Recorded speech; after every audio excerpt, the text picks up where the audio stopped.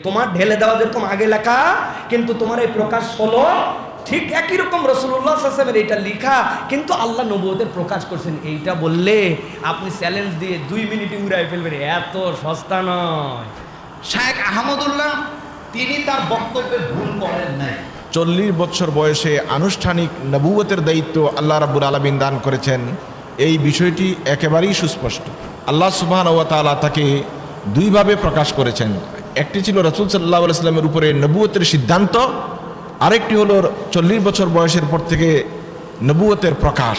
যাকে তাকে আমলে নেওয়ার তো আমাদের দরকার নাই, ঠিক না ভাই? সবার আগে আপনাদের মাসলাকের যারা শায়েখ ওই তাহকিকাত বইটা পড়ে তাদেরকে আগে গালিগালাজ করেন, আগে তাদেরকে কাফের ফতোয়া দেন, আগে নবী বিদ্বেষী তাদেরকে বলেন, তারপরে এদেরকে বলতে আসেন। যখন চশমার রঙে আশরাফ আলীকে আপনার চোখে ধরা পড়ে না, কিন্তু হালে ধরা পড়ে, তখন বোঝা যায় এই চশমা ধান্দাবাজির চশমা, প্রতারণার চশমা, ঘৃণা ছড়ানোর চশমা, ঠিক কিনা?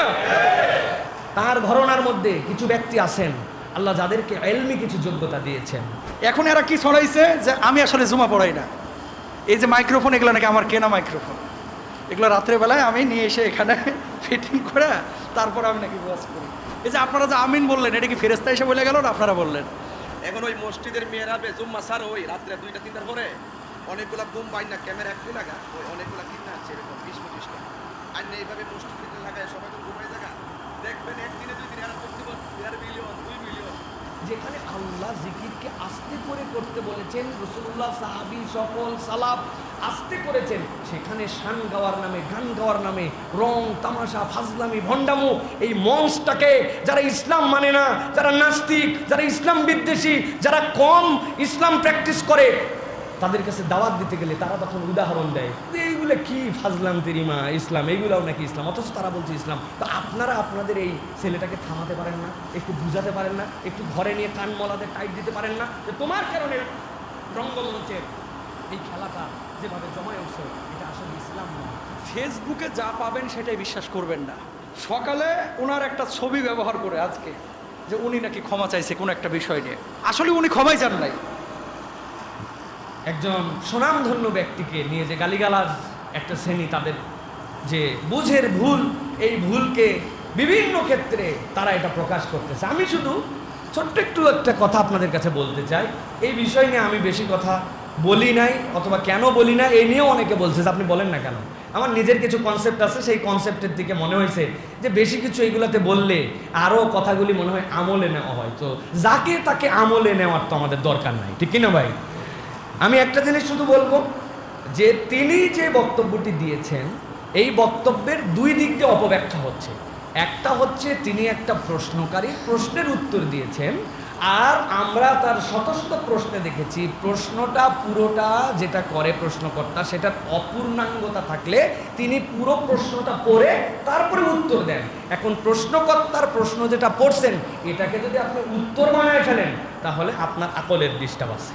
আর 2 নম্বর বিষয়, কথার কথা বলছি, যাকে আল্লাহ রাব্বুল আলামিন অনেক ফিকির দান করছেন, আল্লাহ যাকে অনেক এলেম দান করছেন, যেইগুলা লোক নাচ গান বাউলগিরি করে উনারা এই জিনিস বুঝলো আর এই মুহাক্কিক আলেম এটা বুঝলো না, এতদূর পাতলা মনে করেন। তারপরেও বলছি যদি তিনি এই করেন, আমি তাদের কাছে বলবো বেরেলবিদের বিখ্যাত শায়েখ, যেই শায়েখকে তারা শাইখুল হাদিস বলে, এই শায়েখ আশরাফ সিওয়ালি, তার কাছেও যখন প্রশ্ন করা হয়েছিল তিনিও তখন বলেছেন যে রাসূলুল্লাহ সাল্লাল্লাহু আলাইহি ওয়াসাল্লাম কেন সকল নবীরাই আল্লাহ রাব্বুল আমিনের লিখিত যে আল্লাহর লৌহে মাহফুজে লিখিত সংরক্ষণ, এই সংরক্ষণে প্রত্যেক নবী তার দুনিয়াতে আসার আগেই তিনি নবী হবেন আল্লাহর কাছে লেখা, কিন্তু নবীদের প্রকাশ আল্লাহ যখন তাকে ওহী দিয়েছেন তখন থেকে, তাহলে এটা নবুয়তের প্রকাশকাল। এই কথা বলার কারণে শাইখ আল হাদিস আশরাফ সিলওয়ালিকে অনেকেই বিভিন্ন ধরনের গালাগালি করতে শুরু করছে, কথাবার্তা উল্টাপাল্টা। তখন তিনি একটা গ্রন্থ লিখছেন তাহকিকাত, এই তাহকিকাতের ভিতরে তিনি প্রমাণ করেছেন, তিনি একজন বেরেলবি কিন্তু প্রমাণ করেছেন যে 40 বছরেই নবুয়তের বহিঃপ্রকাশ, এর আগেরটাকে আপনি নবুয়ত বলতে পারবেন না, কিন্তু আল্লাহ রাব্বুল আমিন তকদিরে তাকে নবী হিসাবে রাখছেন, এটা আপনাকে ঈমান রাখতে হবে, কিন্তু নবুয়তের বহিঃপ্রকাশ এইটা। তো এই কথা বলেন নাই শায়েখ, কিন্তু এই কথা না বলার পরেও তার যদি গালাগালি হয় তাহলে সবার আগে আপনাদের মাসলাকের যারা শায়েখ ওই তাহকিকাত বইটা পড়ে তাদেরকে আগে গালিগালাজ করেন, আগে তাদেরকে কাফের ফতোয়া দেন, আগে নবী বিদ্বেষী তাদেরকে বলেন, তারপরে এদেরকে বলতে আছেন। যখন আপনার চশমার রঙে আশরাফ আলীকে আপনার চোখে ধরা পড়ে না কিন্তু হালে ধরা পড়ে, তখন বোঝা যায় এই চশমা ধান্দাবাজির চশমা, প্রতারণার চশমা, ঘৃণা ছড়ানোর চশমা, ঠিক কিনা? মানুষ এটা বুঝে ফেলছে। আর আমার দুঃখ এবং আফসোস এইটা, তার ঘরনার মধ্যে কিছু ব্যক্তি আছেন আল্লাহ যাদেরকে ইলমি কিছু যোগ্যতা দিয়েছেন। যেমন নাম যদি বলি আমরা, সাইফুল ইসলাম বাবর আজমি একজন ভাই আছেন, তারপর আজহার থেকে পড়া লেখা করে আসা হাসান আজহারি সহ কিছু ভাইয়ের আছেন।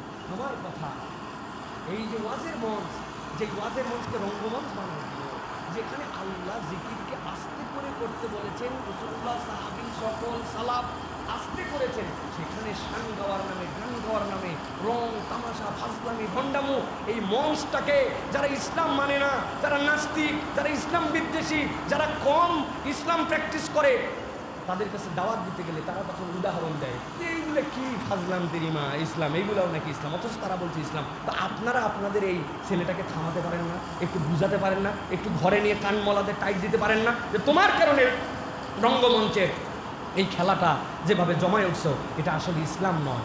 অতএব বিদ্বেষ ছড়ানো, ঘৃণা ছড়ানো, এগুলার বাহিরে ওয়াজ নসিহত করে বুঝ দিয়ে এই মানুষগুলোকে থামাতে হয়। না থামালে এই ঘৃণা, এই অপকার এটা কোনো গোষ্ঠীর উপরে আসবে না, এটা সকলের উপরে আসবে।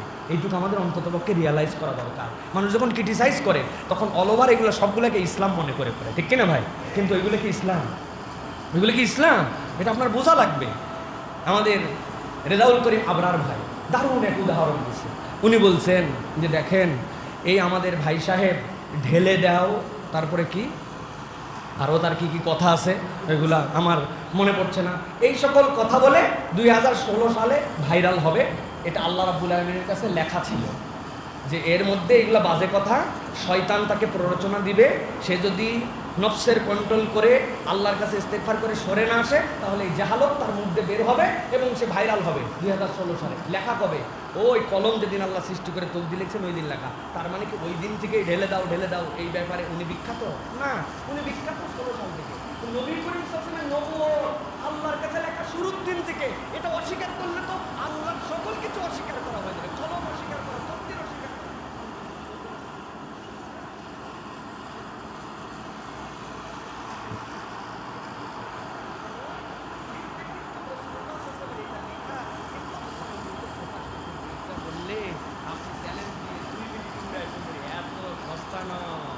আপনি যার ব্যাপারে কথা বলছেন তার ডেপথ অফ নলেজ সম্পর্কে আপনার কোনো ধারণা নাই। সবচেয়ে বড় ডেপথ অফ নলেজ তার কি জানেন? এই সকল ফাউল লোককে উনি পাত্তাই দেয় না। তার এত কাজ যে এই ফাউলের জবাব দেওয়ার মতো সময় নেই, ঠিক কিনা? আল্লাহ আমাদেরকে বোঝার তৌফিক দান করেন প্রিয় ভাইরা। আল্লাহ রাব্বুল আলামিন আমাদের উম্মার ভাই বোনদের মধ্যে, দাঈল আল্লাহদের মধ্যে আল্লাহ বুঝ দান করেন। আল্লাহ রাব্বুল আলামিন ইসলামের বিপক্ষ শক্তির বিপক্ষে আমাদেরকে আমাদের এই ভয়েসগুলোকে উত্তমভাবে কাজে লাগানোর তৌফিক দেন। নিজেদের মধ্যে ঘৃণা বিদ্বেষ ছড়ানোর জন্য যেন এইটা না হয়, আল্লাহ আমাদেরকে বোঝার তৌফিক দান করেন। সেটা আমি গত জুমার আগের জুমা আপনাদেরকে গত জুমার বলছিলাম, যারা বলতেছেন রাসূল কারীম সাল্লাল্লাহু আলাইহি ওয়াসাল্লাম 40 বছরের আগে থেকেই নবী, এই কথাটা যেমন সত্য, আহমদুল্লাহ যে বললেন রাসূল সাল্লাল্লাহু আলাইহি ওয়াসাল্লাম 40 বছর বয়স থেকে নবুয়তের দায়িত্ব পালন করেছেন, এই কথাটাও কি 100% সত্য। আমরা এই মসজিদ থেকে বলেছিলাম রাসূল নবী এটা ঘোষণা হয়েছে বহু আগে, বলছি না আমরা, রূহের জগতে, কিন্তু দায়িত্ব দেওয়া হয়েছে 40 বছর বয়স থেকে, তিনি দায়িত্ব পালন করেছেন। আচ্ছা আপনারা বলেন তো আরেকটু সহজ করে, আমরা পৃথিবীতে কে কে আসব, আমাদের বাপ মা কে হবে, আমাদের চেহারা সুরত কেমন হবে, আচার আচরণ কেমন হবে, কে কতদূর জ্ঞানী হব, কে কতটুকু রিজিক গ্রহণ করব, কে কতদিন পৃথিবীতে অবস্থান করব, এই কথাগুলা দুনিয়াতে আসার পরে সিদ্ধান্ত হয়েছে না অনেক আগেই সিদ্ধান্ত হয়েছে? এই কথাটা না বুঝার হইলটা কি?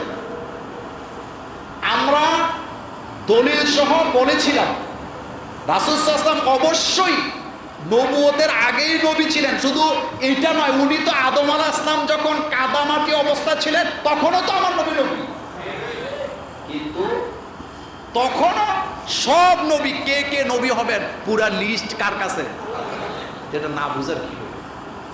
কিন্তু দুনিয়াতে যখন তিনি আসলেন ঠিক 41 বছরের প্রথম দিন আল্লাহ তার উপরে ওহী কি নাযিল করলেন। এর আগে রাসূলকে হেফাজত করছেন কে? কাবা ঘরে কাজ চলতেছে, রাসূলের চাচা দেখলেন বাচ্চারা পাথর মাথায় করে আনতেছে, রাসূলও আনতেছেন। রাসূলের কষ্ট হচ্ছে খালি মাথা, সব বাচ্চারা লুঙ্গি গুলা পাগড়ি বাঁধছে, মাটি কাটে যারা পাগড়ি বাঁধে না, রাসূল সাল্লাল্লাহু আলাইহি ওয়াসাল্লাম খালি মাথা লুঙ্গি পরা। চাচা ভাবলেন বাতিজার লুঙ্গিটা খুলে মাথায় বাইন্ধা দেয়, তাহলে বাতিজার কষ্ট কম হবে। চাচা যখন লুঙ্গি ধরে টান দিছে, রাসূলের বয়স তখন 6 বছর মাত্র, যখন লুঙ্গি ধরে টান দিছে রাসূল বেহুশ হয়ে গেছে, চাচার সাথে সাথে বাতিজারে ঢেকে দিছে। কি বুঝলেন? কি বুঝলেন?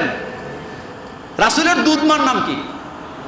হালিমাতুস সাদিয়া। তিনি বলেন শিশু মুহাম্মদ সাল্লাল্লাহু আলাইহি ওয়াসাল্লামকে আমি জীবনে কোনোদিন ক্ষুধার কারণে কাঁদতে দেখি নাই, কিন্তু যখনই লজ্জাস্থান থেকে কাপড়টা একটু সরে যেত রাসূল চিৎকার করে কান্না করতেন, আমি ঢেকে দিলে রাসূলের কান্না বন্ধ হয়ে যেত। বাড়াবাড়ি করেন না, একজন আরেকজনকে আক্রমণ করেন না, এটা খুব খারাপ হচ্ছে। রাসূল নবী, এটা অনেক আগের থেকে নবী এই ব্যাখ্যা হাদিসে অসংখ্য দলিলে আসছে, আর আহমদুল্লাহ এটা অস্বীকার করেন নাই। তিনি শুধু বলেছেন রাসূল সাল্লাল্লাহু আলাইহি ওয়াসাল্লাম 40 বছর থেকে নবুয়তের দায়িত্ব পেয়েছেন, এই কথাটা তো 100% সত্য। সুতরাং রাসূল সাল্লাল্লাহু আলাইহি ওয়াসাল্লাম কখন থেকে নবী, এটি একটি অযথা বিতর্কের দ্বার খুলে দিয়েছে। কিছু মানুষ এ বিষয়ে কথা বলে পরিবেশ খারাপ করেছে। মূলত হাদিস শরীফে আল্লাহ রাসূল সাল্লাল্লাহু আলাইহি ওয়াসাল্লামের নবুয়তের বিষয়টি হযরত আদম আলাইহিস সালাতু ওয়াসসালামের জন্মের পূর্বেই তার নবুয়ত ছিল, এ ব্যাপারে স্পষ্ট বর্ণনা রয়েছে। এই হাদিসগুলির যে অর্থ দাঁড়ায় এবং যা বুঝাতে চেয়েছেন রাসূল আকরাম সাল্লাল্লাহু আলাইহি ওয়াসাল্লাম, সেটা হলো আল্লাহ রাব্বুল আলামিনের ইলমে আযালিতে সৃষ্টির আগেই আল্লাহ সুবহানাহু ওয়া তাআলা রাসূল আকরাম সাল্লাল্লাহু আলাইহি ওয়াসাল্লামকে খাতামুল আম্বিয়িন, নবিয়িন, সাইয়্যিদুল মুরসালিন হিসেবে প্রেরণ করার সিদ্ধান্ত গ্রহণ করে রেখেছিলেন। ঠিক এই বিষয়টি সবার ক্ষেত্রেই প্রযোজ্য যে আল্লাহ সুবহানাহু ওয়া তাআলা আগে থেকেই জানেন কে কোন কাজে লাগবে, কে কোন কাজ করবে, কার দ্বারা কি সমাপ্ত হবে। এই অর্থে কিন্তু রাসূলুল্লাহ সাল্লাল্লাহু আলাইহি ওয়াসাল্লামের নবুয়ত আদি থেকেই রয়েছে, নবুয়তের সিদ্ধান্ত রয়েছে। আর আমরা রাসূলুল্লাহ সাল্লাল্লাহু আলাইহি ওয়াসাল্লামের বাস্তবিক জীবনে যে নবুয়তের সূচনা দেখতে পাই সেটা হলো রাসূল সাল্লাল্লাহু আলাইহি ওয়াসাল্লামের হায়াতে জিন্দেগি 40 বছর হওয়ার পরেই আল্লাহ তাবারক তাআলা রাসূল করিম সাল্লাল্লাহু আলাইহি ওয়াসাল্লামকে নবী হিসেবে মঞ্জুর করেছেন, অর্থাৎ নবী হিসেবে তাকে প্রকাশ্য দায়িত্ব দান করেছেন। এজন্য আল্লাহ সুবহানাহু ওয়া তাআলা বলেছেন ওয়ানজির আশিরাতাকাল আকরাবিন, আপনি আপনার নিকটাত্মীয়দেরকে ভয় প্রদর্শন করুন। আল্লাহ তাআলার আখিরাতের ইবনু হিশাম রাহিমাহুল্লাহ তার বিখ্যাত সিরাতে ইবনে হিশামে উল্লেখ করেছেন যে রাসূলুল্লাহ সাল্লাল্লাহু আলাইহি ওয়াসাল্লামের বয়স যখন 40-এ পৌঁছল তখন আল্লাহ সুবহানাহু ওয়া তাআলা তাকে রাহমাতুল লিল আলামিন হিসেবে এবং সকল মানুষের নবী হিসেবে আল্লাহ সুবহানাহু ওয়া তাআলা তাকে প্রেরণ করেছেন। ইমাম আহমদ ইবনে হাম্বল রাহমাহুল্লাহ তার মাসনাদে, ইমাম বুখারী এবং মুসলিম তাদের সহিহ গ্রন্থসমূহে সহিহাইনে উল্লেখ করেছেন, আব্দুল্লাহ ইবনে আব্বাস রাদিয়াল্লাহু তাআলা থেকে হাদিস বর্ণিত হয়েছে যে রাসূলুল্লাহ সাল্লাল্লাহু আলাইহি ওয়াসাল্লাম বলেন, আমার উপরে আল্লাহ সুবহানাহু ওয়া তাআলা ওয়াহি নাজিল করেছেন, আমার বয়স তখন ছিল 40 বছর। সুতরাং রাসূল সাল্লাল্লাহু আলাইহি ওয়াসাল্লামের উপরে 40 বছর বয়সে আনুষ্ঠানিক নবুয়তের দায়িত্ব আল্লাহ রাব্বুল আলামিন দান করেছেন, এই বিষয়টি একেবারেই সুস্পষ্ট। সুতরাং আল্লাহ সুবহানাহু ওয়া তাআলা সৃষ্টির পূর্ব থেকেই যে সিদ্ধান্ত নিয়ে রেখেছেন সেই সিদ্ধান্তটি হাতে কলমে বাস্তবায়িত হয়েছে রাসূলুল্লাহ সাল্লাল্লাহু আলাইহি ওয়াসাল্লামের 40 বছর বয়স অতিক্রান্ত হওয়ার পর।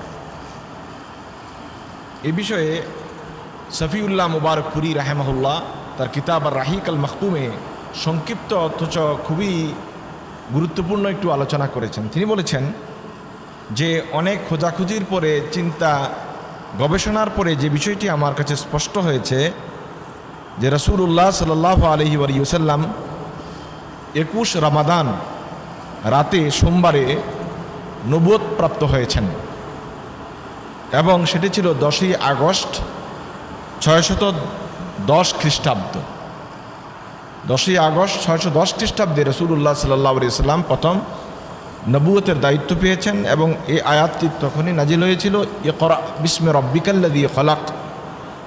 সূরাতুল আলাকের এই 5টি আয়াত আল্লাহ রাব্বুল আলামিন একটানা নাজিল করেছেন প্রথমবারে রাসূল আকরাম সাল্লাল্লাহু আলাইহি ওয়াসাল্লামের উপরে তার নবুয়তের উদ্বোধনী সময়, যেটার চন্দ্র মাসের হিসাব যদি করা হয় তখন রাসূল সাল্লাল্লাহু আলাইহি ওয়াসাল্লামের বয়স ছিল 40 বছর 6 মাস 12 দিন। আর সৌর বৎসরের হিসাবে রাসূলুল্লাহ সাল্লাল্লাহু আলাইহি ওয়াসাল্লামের তখন বয়স ছিল 39 বছর 3 মাস 22 দিন।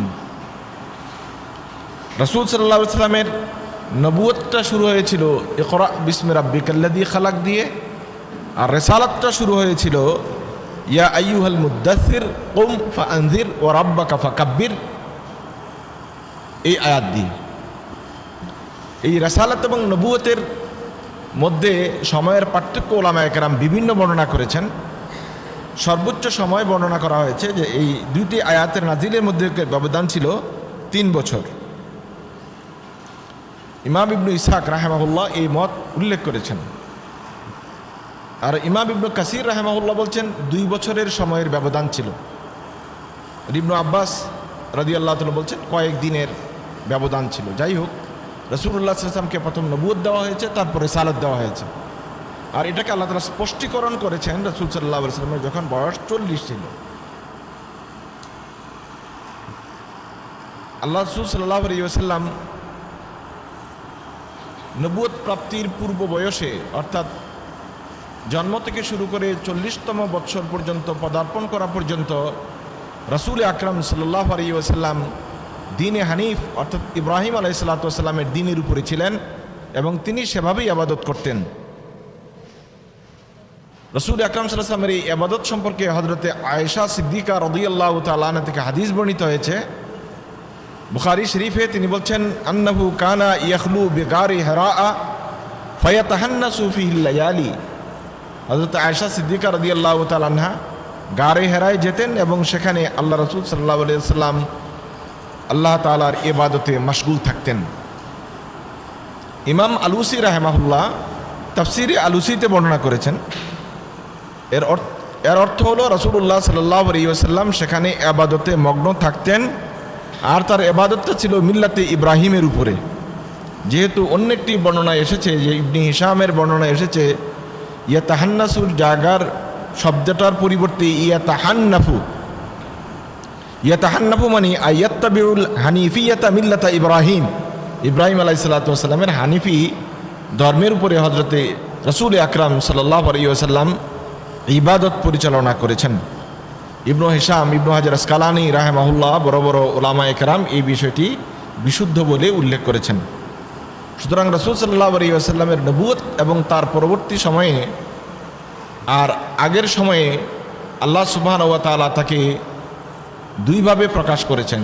একটি ছিল রাসূল সাল্লাল্লাহু আলাইহি ওয়াসাল্লামের উপরে নবুয়তের সিদ্ধান্ত, আরেকটি হলো 40 বছর বয়সের পর থেকে নবুয়তের প্রকাশ। সুতরাং এই দুটি বিষয়কে এক জায়গায় গুলিয়ে ফেলে একটি বিতর্কের তৈরি করা হয়েছে, যা সোশ্যাল মিডিয়ায় আপনারা দেখতে পাচ্ছেন, এবং একটি বিরক্তিকর পরিস্থিতির তৈরি করেছে। যে রাসূলুল্লাহ সাল্লাল্লাহু আলাইহি ওয়াসাল্লামকে কেউ বলছেন খাটো করা হয়েছে, কেউ বলছেন ছোট করা হয়েছে, কেউ বলছেন সম্মানহানি করা হয়েছে। এগুলি সবই বাতুলতা মাত্র। আসলে আমরা আমাদের দেশের এক শ্রেণীর মানুষ আমরা অনেকটা আবেগে চলি। আমরা দিনটাকে আবেগ দিয়ে মূল্যায়ন করি, দলিল দিয়ে মূল্যায়ন করতে শিখিনি, যার কারণে এই বিতর্কগুলো তৈরি হয়েছে। রাসূলুল্লাহ সাল্লাল্লাহু আলাইহি ওয়াসাল্লামের সামান্যতম মহাব্বত কারো মাঝে কম থাকলে তার তো ঈমান থাকার কোনো সুযোগ নেই। যেহেতু আল্লাহ সুবহানাহু ওয়া তাআলা রাসূলুল্লাহ সাল্লাল্লাহু আলাইহি ওয়াসাল্লামের উপর এবং তার রিসালাত নবুয়তের উপর ঈমান আনাকে ফরজ করে দিয়েছেন। এই প্রসঙ্গে কোরআনে কারীমে অসংখ্য আয়াত রয়েছে। ঠিক তেমনিভাবে রাসূল সাল্লাল্লাহু আলাইহি ওয়াসাল্লামের অনুসরণ করা, ইত্তেবা করা, এটাকে আল্লাহ রাব্বুল আলামিন ফরজ করেছেন। এ প্রসঙ্গেও প্রচুর আয়াত রয়েছে, দলিল রয়েছে, সাহাবা একরাম রিদওয়ানুল্লাহি তাআলার আমল রয়েছে, আর আল্লাহ রাসূল সাল্লাল্লাহু আলাইহি ওয়াসাল্লাম থেকে হাদিস বর্ণিত হয়েছে। রাসূল সাল্লাল্লাহু আলাইহি ওয়াসাল্লামের মহব্বত করাটাও এমন একটি ফরজ কাজ। রাসূলের উপর ঈমান আনা, মহব্বত করা, অনুসরণ করা সকল কাজে এটি হলো ফরজ কাজ। কিন্তু আবেগের কারণে ভিন্ন একটি বিষয় মাঝে মাঝে উপস্থাপন করে কিছু মানুষকে চিহ্নিত করা হয়, আর কিছু মানুষকে দিন থেকে খারিজ করার ফতোয়া দেওয়া হয়, অথচ যারা ফতোয়া দিচ্ছেন তারা কতটুকু দিন পালন করেন এটা হলো মূল্যায়নের বিষয়। নিজেদের দোষ ঢাকতেই হয়তো অন্যদের ঘাড়ে দোষ চাপানোর এই প্রবণতা, এই বিষয়গুলি আল্লাহ তাআলা আমাদেরকে বোঝার তৌফিক দান করুক এবং রাসূল সাল্লাল্লাহু আলাইহি ওয়াসাল্লামের পূর্ণ আনুগত্যশীল উম্মত হিসেবে আল্লাহ তাআলা আমাদেরকে কবুল করুক। আমরা সবাই বলি আমিন। এখানে একটা প্রশ্ন আসছে, শায়েখ আহমদুল্লাহ ক্ষমা চেয়েছেন, এমন একটি পোস্ট আমরা ফেসবুকে দেখলাম, আসলেই কি তিনি পোস্ট করেছেন বা ক্ষমা চেয়েছেন? দেখেন, কাদা ছুড়াছুরি কোনোটাই ভালো না। আপনি যদি আমার গায়ে কাদা ছুঁড়তে চান তাহলে কাদাটা আগে আপনার গায়ে লাগবে না আমার গায়ে লাগবে? কাদা মূলত প্রথম লাগে কার গায়ে? যে ছুঁড়ে। আপনি যদি আমারে কাদা মারতে চান আপনি আগে কাদা হাতে নিবেন, তা আপনার গায়ে কি লাগলো? এরপরে না আপনি আমার গায়ে লাগাইতেন। আমাদের বাংলাদেশে এখন চলতেছে কাদা ছুড়াছুরি, কে কারে কাদা মারতে পারে, এটা যেভাবেই মারা লাগুক মারবে। আল্লাহ আমাদেরকে হেফাজত করুন। পৃথিবীর ইতিহাসে অসংখ্য জাতিকে আল্লাহ ধ্বংস করে দিয়েছে বেশি বাড়াবাড়ি করার কারণে। বাড়াবাড়ি কখনোই ভালো, হক কখনো বাড়াবাড়ি করে না, হকটা মধ্যম পন্থায় চলে। আচ্ছা আসেন, শায়েখ আহমদুল্লাহর ব্যাপারে আজকে একটা পোস্ট দেখলাম, ওনার নামে একটা পোস্ট করা, উনি একটা পোস্ট দিছে, ক্ষমা চাইছে, উনি ভুল স্বীকার করছে। আচ্ছা ভুল কি সেটা পরে বলি, এখন শুনে আমি ওনাকে একটা মেসেজ দিয়েছিলাম যে মোহতারাম, আমার মেসেজ দেওয়ার উদ্দেশ্য ছিল, আমি দেখলাম যে লেখার যে মান, দাড়ি কমা নাই, প্রথম যে শুরু করছে শেষ পর্যন্ত একটা না একটা লেখা লেখছে। একটা মানুষের বক্তব্য লেখা মান, তার সে কতটা জ্ঞানী এটা তার লেখার মধ্যে ফুটে উঠে কিনা, তার বলার মধ্যে ফুটে উঠে কিনা। শেখ সাদী রাহিমাহুল্লাহ বলেছেন, একটা মানুষ যখন কথা বলে তখনই তুমি লোকটাকে কি করতে পারবা, জাজ করতে পারবা যে লোকটার যোগ্যতাটা কেন, তার ভিতরে আছেটা কি। আমি আহমদুল্লাহ সাহেবের মেসেজ দিলাম যে আচ্ছা এরকমের একটা পোস্ট স্ক্রিনশটে চলতেছে, আপনি কি এরকমের পোস্ট দিচ্ছেন কিনা। কিন্তু আমার সন্দেহ হয়েছে বানানের যে নমুনা, রাসূলুল্লাহ বানান জানে না, এরপরে আরো অনেকগুলা বানানে ভুল, কোথাও কোনো দাড়ি কমা। উনি পরে আমার পাঠাইছে যে দেখেন এটা মানে একটা নিজেরা লিখে স্ক্রিনশট দিয়ে ওনার পেজের উপরের নাম নিচের কমেন্টসের নাম আইন না, এটার মধ্যে এডিট করে সাইডে দিছে, উনি ক্ষমা চাইছে, আবার উনি নাকি ডিলেটও করে দিছে। আচ্ছা এখন আসেন, বিশ্ব বিখ্যাত ইসলামিক স্কলার এমন লোকের বিরুদ্ধে তারা কি শুরু করছে, মন্তব্য করা শুরু করে দিছে। আমি ওইদিকে গেলাম না, আমি শুধু দুই পক্ষকে বলবো থামেন, বাড়াবাড়ি ভালো না। যে বাড়াবাড়ি করে সে কি হয়ে যায়, ধ্বংস হয়ে যায়। আরে রাসূল তো আমাদের জন্য আদর্শ না শুধু, আমি বিশ্বাস করি এই পৃথিবীতে যে নিজেকে মুসলমান দাবি করে এরকমের একটা লোক পাওয়া যাবে না যে রাসূলের জন্য জীবন দিতে রাজি হবে না। যে নামাজ পড়ে না, মসজিদেও যায় না, সেও রাসূলের অপমান সহ্য করবে না। এই জন্য আসুন একটু থামি। আর একটা বিষয়, আমরা যখন বক্তৃতা দেই তখন সকল বক্তব্যের অংশকে ব্যাখ্যা করা আদৌ সম্ভব? বলেন সম্ভব? অনেক সময় আমরা বলি না যে আজকের বক্তব্যটা ভালো হয়েছে না, তা আপনি আইয়েন না বক্তৃতা করেন, বুঝবেন ভালো কারে কয়। হ্যাঁ অনেক সময় দেখবেন অনেক আজকের আলোচনাটা বেশি একটা ভালো হয়, তো ভাই আপনি 10 মিনিট আইয়েন আলোচনা করতেন। এক জায়গায় মাহফিলে গেলাম, হাজার হাজার মানুষ, মাহফিলের সভাপতি আমার কানে কানে বলতেছে, মোল্লা ভাই এমন একটা আলোচনা দিবেন যাতে মানুষেরা কান্দে। আমি বললাম ভাই আমি 15 মিনিট আপনার আগে দিলাম, যেহেতু আমি প্রধান বক্তা, আমি থাকা অবস্থায় লোকেরা চলে যাওয়ার সম্ভাবনা নাই, তা আপনি 15 মিনিট আলোচনা করেন, লোকদের একটু কান্দায় টান্দায় দেন। কয় ভাই আমার দ্বারা কি এটা হবে? ভাই এই যে কথা বলি মিল করে দাঁড়ায়া, আপনি কি মনে করেন আমার কোনো পরিশ্রমই নাই? মানুষ ওই যে আজকেও বলছিলাম, সুবেদার সাহেব ছিলেন, আজকেও বলছি মানুষ পারফেক্ট হয় না, নবী রাসূল ছাড়া মানুষের বক্তৃতায় ভুল হয়, স্বাভাবিক। তবে কথায় কথা ভুল খুঁজলে আপনি 1 কোটি ভুল পাবেন। আজকে যে আমি 1 ঘন্টা 1.5 ঘন্টা বক্তৃতা দিছি, আপনি যদি বসেন এটা লয়ে যে ভুল ধইরা আপনি আমার ভাষার মধ্যে, বানানের মধ্যে, বাচন ভঙ্গিতে, আমার বডি ল্যাঙ্গুয়েজে হাজার হাজার ভুল ধরার সুযোগ আছে না নাই? ফেসবুকে যা পাবেন সেটাই বিশ্বাস করবেন না।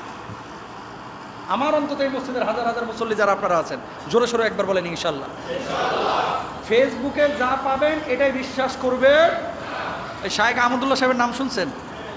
সকালে ওনার একটা ছবি ব্যবহার করে আজকে একটা পোস্ট দিয়েছে, পোস্ট ছেলে পেলে, যে উনি নাকি ক্ষমা চাইছে কোনো একটা বিষয় নিয়ে। কোন বিষয় আমি এটা নিয়ে কথা বলতে যাচ্ছি না, এটা অনেক আগে আলোচনা হয়েছে। আসলে উনি ক্ষমাই চান নাই, এ বিষয়ে উনি কোনো পোস্টই করে নাই। কি করছে, ওনার ছবি নিছে, ওনার নামটাকে এডিটিং করছে, পরে বিশাল স্ট্যাটাস নিজের মতো ঢুকাইয়া দিয়া গোটা দেশের মধ্যে ছড়াইয়া দিচ্ছে, বুঝছেন? তো এই জিনিসটাকে অনেকে আবার বুঝে হোক না বুঝে হোক শেয়ার করতেছে। মিথ্যাবাদী হওয়ার জন্য সেটাই যথেষ্ট। কাফা বিল মারই কাযিবান আইয়ু হাদ্দিসা বিকুল্লি মা সামিআ।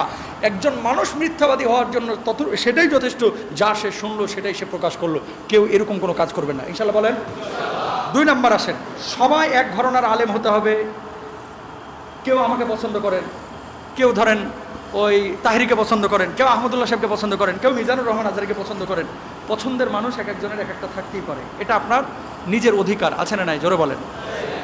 কিন্তু এই অধিকার করতে গিয়ে আপনি মিজানুর রহমান আজহারিকে তুচ্ছ-তাচ্ছিল্য করবেন, আপনি তাকে পছন্দ করেন না দেখে, এটা কিন্তু উচিত না। আপনি শাইখকে পছন্দ করেন না দেখে আহমদুল্লাহ সাহেবকে গীবত করবেন, এটা উচিত না। আপনি তাহেরিকে পছন্দ করেন না দেখে আরে টুপি লাগাইয়া তারপরে মাথা কাটতে ওখানে ড্যান্স দেওয়াবেন ইউটিউবে, ফেসবুকে, এটা কিন্তু গুনাহের কারণ। সে বিপরীত মতদর্শের হতে পারে, কিন্তু তার সম্মান আছে, আছে না নাই? জোরে বলেন। প্রত্যেকের কিন্তু আলাদা আলাদা সম্মান আছে।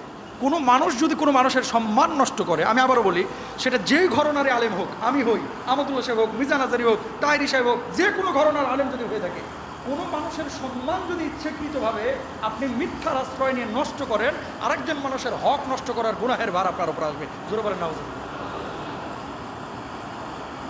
আমি যে এখানে জুমা পড়াই, অনেক স্কলার কিন্তু মসজিদের নামটা ইউজ করে, আমি কেন ইউজ করি না? আর টিকার বুঝেন না তো আপনারা, টিকার মানে ওই যে শত শত মিডিয়ায় আলোচনা যাচ্ছে না এই জুমার খুতবা, আমি কিন্তু কোথাও মসজিদের নামটা দিই না। কেন দিই না? এমনি যে পরিমাণ ভিড় হয়, যদি এখানে অ্যাড্রেস কোড করি, তাহলে আপনারা কয়জন আসেন? এর চাইতে বেশি মানুষ আসবে দূর থেকে। কথা বুঝতে পারছেন? এই হেডকোর্টের কারণে আমি এখানে শুধু মসজিদের নামটা দিই না। এখন এরা কি ছড়াইছে যে আমি আসলে জুমা পড়াই না। এই যে মাইক্রোফোন, এগুলো নাকি আমার কেনা মাইক্রোফোন, এগুলো রাত্রেবেলায় আমি নিয়ে এসে এখানে ফিটিং করে তারপর আমি নাকি ওয়াজ করি। আল্লাহ এদেরকে হেদায়েত দান করুক অথবা ধ্বংস